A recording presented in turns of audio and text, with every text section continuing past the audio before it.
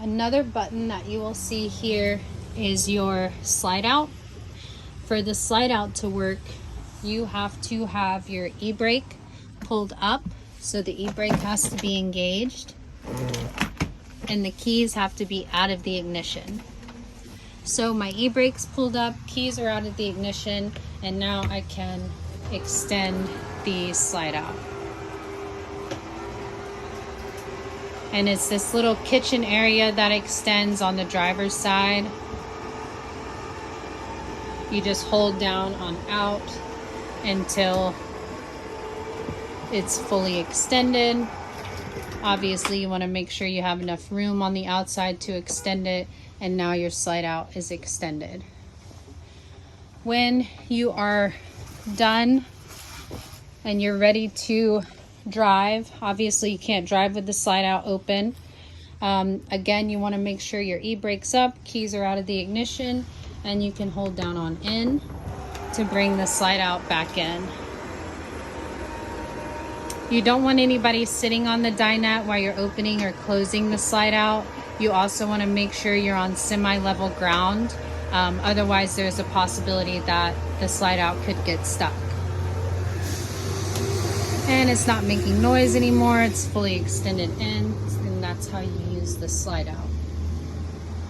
Above your control panel and your slide out, right here, you will see a button that says extend and retract. This is for your awning. So you can hold down on extend and it brings your awning out. Again, you want to make sure that you have the clearance to open this and that it's not very windy or rainy, and you'll be able to extend that. And then to close it, you just hold down on retract.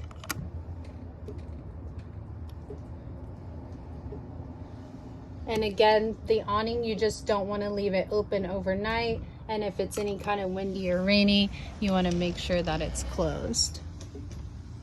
This is your stove. In order to use this, you would need the lighter. We give you a extendable lighter.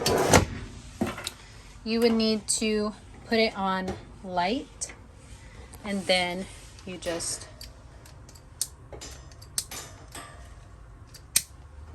light it, and then you can lower or increase the flame, and then you can turn it off. And that's the same thing for all the burners. So just put it on light, light it, and then you can lower or increase the flame and then turn it off. So that's the same with all of the stovetop burners. And again, this is propane powered, and then turn it off. For your oven, so let me try and get a good angle here. For your oven, you're gonna want to put it on pilot on, and then take the lighter and light the pilot in the back. Also in the drawer, you will find your two remotes for the living room TV and for your bedroom TV. You will also find some extra fuses. Your fuse box is right here under the bed. If a fuse blows, you just remove this cover and it will actually light up orange beside the fuse that's blown, so you know exactly which color and number you need to replace. And then your breaker box is right here, and obviously you just want to make sure that they're all facing the same direction. So that's your fuse box. Also underneath your bed, you will find your carbon monoxide detector here. And again, the extra fuses are kept in the same drawer with your lighter and your TV remotes. Coming into the bedroom area, you just have some storage here. You have storage underneath the oven, beside the sink, under the sink, above the kitchen sink. Storage in the bedroom areas. You have storage in your vanity area. This button you will never need to turn on. It's called a tank heater. A lot of people confuse this and think this is the water heater. It is not. Your water heater is up front on the control panel. This you will never need to turn on. is for like 0-degree temperatures, and it actually warms your waste tanks, and this could cause damage if you're turning it on when it's not at frigid temperatures outside. So never turn this on. This is your another 110 outlet. It's also your GFI outlet. So if the 110 outlets aren't working, you'll probably need to just reset it right here. You have some storage behind the vanity. Shower curtain. You have your fan and vent right here. Privacy curtain for the bathroom. Right under here is where we keep, you have one roll of RV friendly toilet paper. If you need more, it has to be labeled as RV marine friendly, or it has to be a 1-ply. Nothing else can go down the toilets because it will definitely stop up your toilet if any other type of toilet paper is used besides RV friendly or 1-ply. A lot of situations that I see happen is, even though people are using the right kind of toilet paper, their toilet will get stopped up. And that's usually because someone just isn't using enough water when they flush.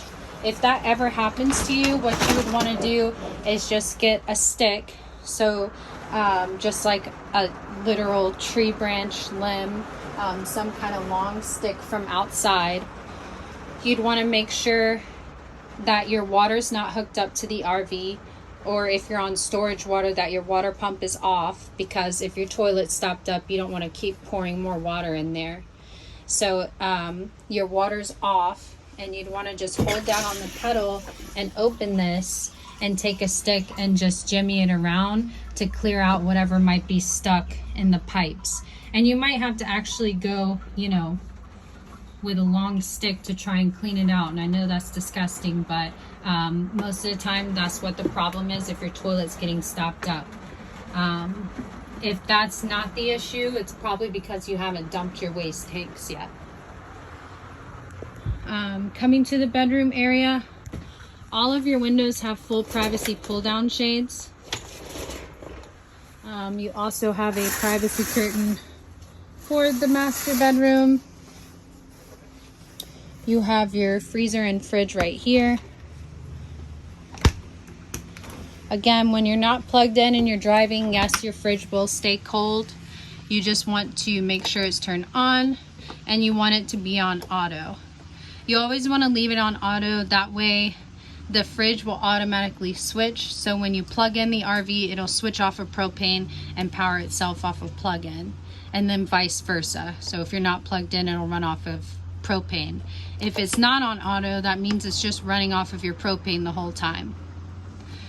If you're having issues with your fridge, obviously make sure it's on, make sure it's on auto, or if you're not plugged in, you know, just make sure it's on auto. You'll also have problems with your fridge if you're parked on level ground for any extended period of time.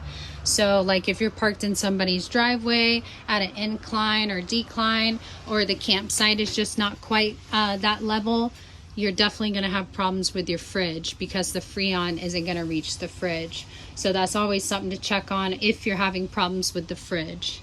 Usually those are the two situations. You also have a vent here. For the bunk bed, you have a pull privacy curtain for that window, and then you have a pull across privacy for that.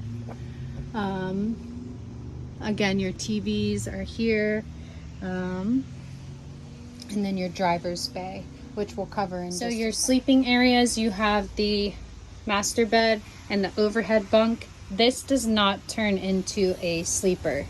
So we advertise that the RV sleeps 4 people, and when they say that, they mean 2 to the master bed and 2 to the overhead bunk. And the overhead bunk is actually a pretty good size. Queen sheets will fit the overhead bunk.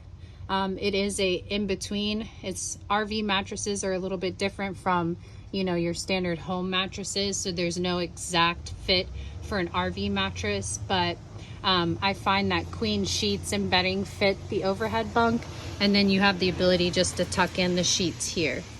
And then same for your master bed. Queen sheets fit. It is an in-between size, so it's kind of in between a queen and a full. Obviously, you're not going to be able to fit it perfectly, but queen size sheets do fit, and you'd be able to tuck it in here. Coming into the driver's area, again, we have our e-brake here. It's your standard hand pull e-brake. You have your ignition key here. So on your ignition key, you can lock and unlock your driver and passenger door with this key, but your main door is always going to have to be manually locked. And there's one for the deadbolt and one for the handle to lock the RV entrance door. So again, this only locks passenger and driver's side. You actually have to manually lock your RV entrance door. Because this is a diesel vehicle, before you crank up the engine, you want to insert the key and just flip it. That buzzing noise is letting me know that my e-brake's engaged. So I'm just gonna pull that down and the noise cuts off. So you don't want to start it all the way. What you want to do is put the key in, put it to almost crank, and just leave it for a few seconds. Give it about 10 seconds to warm up, and then crank it. Okay. You have your standard AC and heat controls here. You have your emergency lights here. You have your radio backup camera right here. So the backup camera automatically engages when you put the RV in reverse. Okay. And then you also have blind spot cameras, which is one of my favorite features about this RV. So when you turn on your blinker to change lanes, you can see your blind spot,